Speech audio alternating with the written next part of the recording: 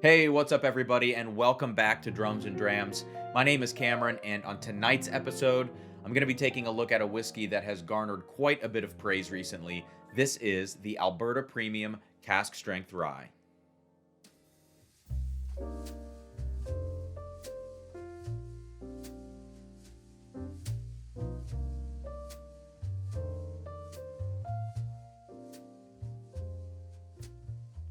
All right, so many of you have probably heard the name Jim Murray and recognize him from his work as a very famous and world-renowned whiskey critic.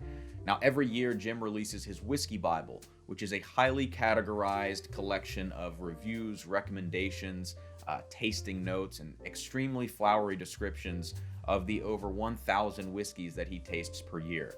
Now, I've read online that Jim follows kind of a funny, kind of a ridiculous routine of not eating and drinking certain things, preparing his food in special ways, and just avoiding different things that are going to influence his palate and his nose negatively. He's got to preserve those things in his annual quest of releasing this industry standard guide of whiskeys from around the world. I've got to say, some of his choices have been a little bit suspect, and we can talk about that in just a second. But the reason I bring Jim Murray into this is because the whiskey that we're looking at today, this Alberta Premium Cask Strength Rye, was recently named Jim's World Whisky of the Year for this upcoming edition, or recently released edition of the Whisky Bible. Now, last year's World Whisky of the Year was 1792 Full Proof, and if you know that whiskey and you know some of the things that came out last year, you would understand why people are a little bit skeptical of Jim's choices right now. And I think they always have been. Of course, palates are subjective. The entire art of tasting whiskey is subjective.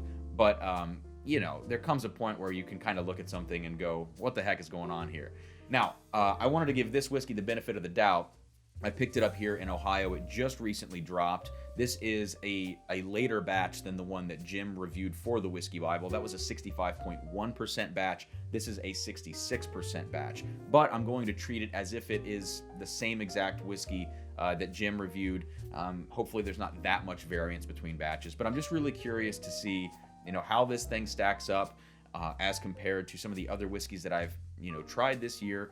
And I'm really going to try to keep things in perspective, especially considering that this is a Canadian rye, 100% rye, and not necessarily something that I'm used to drinking. Now, I should note before I get into this, just a quick thing about Jim Murray again, is that he came under fire on social media when this last edition of the Whisky Bible dropped. People copy and pasted a lot of his descriptions online, and I had never read the Whisky Bible before. In fact, I've only really read this one entry, which is hysterical if you ever get a chance to check it out. It's on the Bourbon Junkies video. They read a little clip of it. It's very funny. But he writes a lot of weird, gratuitous, sort of sexist type things in his descriptions. So I can say that I'm probably not going to be purchasing the Whisky Bible anytime soon.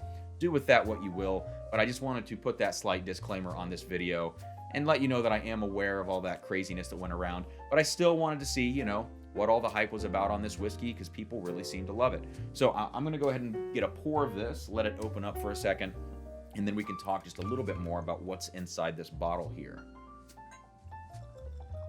All right, so one thing I wanted to quickly mention here is first the look of the bottle. Absolutely beautiful. It's got this sort of ridged, textured thing going on here. A very almost scientific looking label, cut and dry to the point, and the screw top, which I love.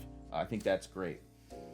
What's better is I'm a Scotch person. I came to this whole bourbon thing, to this whole rye thing from the Scotch world, and I love a good presentation box. So even though this one is pretty simplistic, it's got a pretty neat look to it. Some barrel backgrounds on the sides here. The logo sort of embossed up here in gold. Just sort of a neat box. Got the tasting notes on the back. But I just wanted to point this out. Many people miss this whiskey at the store because it's in a box, and they're not used to seeing that for rye whiskeys like this. So like I mentioned as well, this is a 100% Canadian rye whiskey. It says 100% rye grain up here. So really have to adjust your expectation, get your palate ready for this experience. It's not going to be a barely legal rye made in America. It's not going to be a high rye bourbon taste. This is 100% Canadian rye, and that in and of itself is just a fundamentally different category. So I wanted to call that out before we get into it here.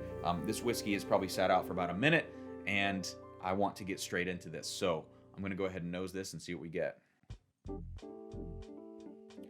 All right, so the first thing you get here is just a huge dose of ethanol right off the bat at 66% ABV. This thing punches you in the face. Now, right behind that are the really sort of sharp green rye characteristics that you would expect from 100% rye whiskey. There's spearmint, there is pine. I wouldn't really say that there's any dill or any anise that you sometimes get in ryes. None of that stuff. It's just really some of those sharper, more herbal rye characteristics. Yeah, so the mint, pine, ethanol. You're getting some light vanillas here. You're getting some honeys as well. Yeah, there's something kind of syrupy about it. I don't know if it's necessarily maple syrup, but I don't know, some sort of syrupy type drizzle that maybe it's just the honey. I don't know, but there's a little bit of that breakfasty thing in there as well. Yeah, and definitely just a ton of pepper, maybe some cinnamon going on in there. But overall, it's a combination of basically two types of aromas. You have the green aromas from the rye, and then you have these really light caramelized vanilla type aromas. And those things are both cranked all the way up to 11 and pretty much presented as intensely as you would ever want them to be. All right, I'm going to go ahead and go to the palate here. Cheers.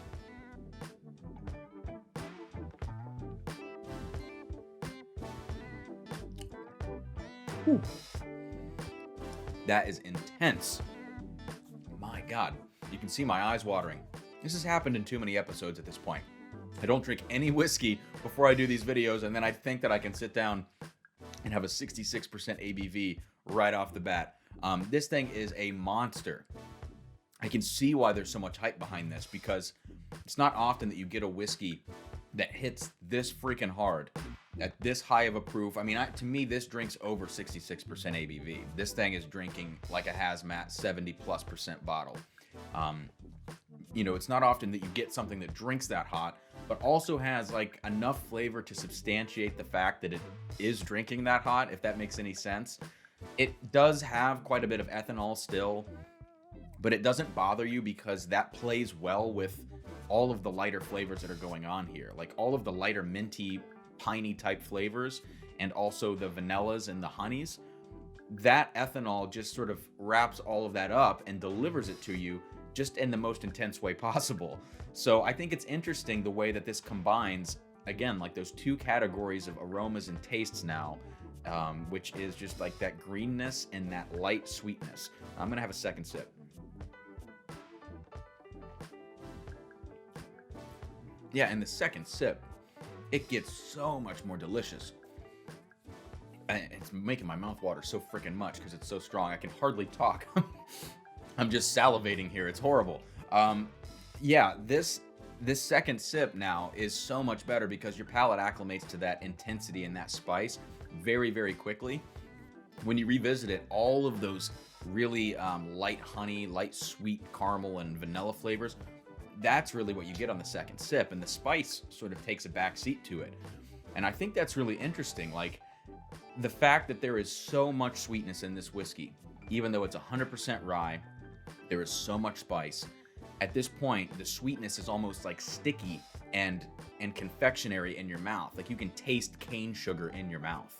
And it's really interesting that they've been able to make something with two very dramatic categories, dramatically different flavors in there, and have them both punch, you know, so far above their weight class. You know, hats off to Alberta Premium here for producing this. And I believe they're owned by Jim Beam, if I'm not mistaken, or Beam Suntory. I'm going to have a third and final sip now.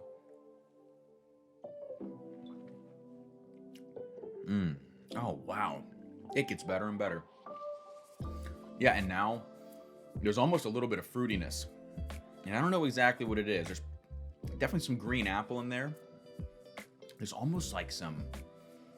You can maybe argue light cherry or like strawberry. There's something very, very light that plays really nicely with the floral components in here, the herbal components, and those light vanillas and caramels. And it took a while for that to come out, but there is definitely something slightly fruity about this. Now, in terms of the finish, like the finish hasn't stopped. I feel like I have heartburn right now. It's just like lingering in the back of the throat, all that spice. But like I said earlier, and I was having my issues here on camera, like your mouth can't stop salivating because it's so strong and so sweet.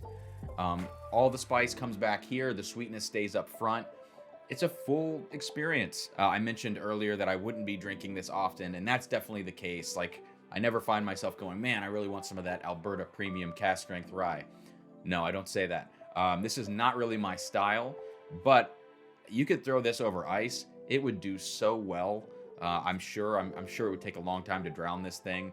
I bet you could put this even in a cocktail if you wanted to go that route and make some really interesting things here. But for me, not quite up my alley. But if I'm trying to put my mind, into Jim Murray's head here and try to understand why he chose this in its class, it's pretty incredible. And the other thing I'll say too, I will speculate here about Mr. Jim Murray, is that if you taste over 1,000 whiskeys per year, I mean, you're gonna get palate fatigue. I mean, I get that anyways, and I'm not having near that much. So I would imagine that anything that hits really hard, high proof or drinks above its proof, those are the experiences that would probably stand out to someone like that. You go back to last year, 1792 full proof. That's a very ethanol forward whiskey, and it's great, but it's nothing to write home about. Same thing here. Like, this is ethanol driven, ethanol forward, very intense whiskey, and I'm sure that stood out from the rest to Jim. So that's just my little speculation. Total pseudoscience coming here from Drums and Drams. But overall, this is an insane whiskey in its category. A crazy long finish, very intense, a great nose and palate that line up with each other. It's a dramatic whiskey, so this is probably something you're gonna pull out on a special occasion. In terms of recommendations or what you should pay for this, I don't think you should pay over MSRP. I was lucky to find this here in Ohio at $70. And I won't be going back for a second bottle. This bottle is probably going to last me a year or two. People are sort of gouging it on secondary at this point for around $120. That's not bad, but I just wouldn't pay that for this. I would just wait and see if you can find it, at cost, at MSRP. And if you can't, you're not missing something that's life-changing, at least in my opinion. I try to keep all this in perspective. This is a Canadian rye. I'm not so into that, but I can see why people are starting to chase this. But don't chase it because of the Jim Murray hype. Chase it because you heard these tasting notes, or you watched the Bourbon Junkies, or you're just interested in this. But don't do it because Jim Murray said so. That's the way that prices shoot through the roof, and that's why Henry McKenna and 1792, all these things had their heyday of price spikes and all that. But enough talking here. If you haven't already, please subscribe to the channel. Find me on Facebook, find me on Instagram, and I'd love to hear from you. If you have any whiskeys you'd like me to review, go ahead and drop me an email or drop a comment below. But until next time, I will see you later. Cheers from Drums and Drams.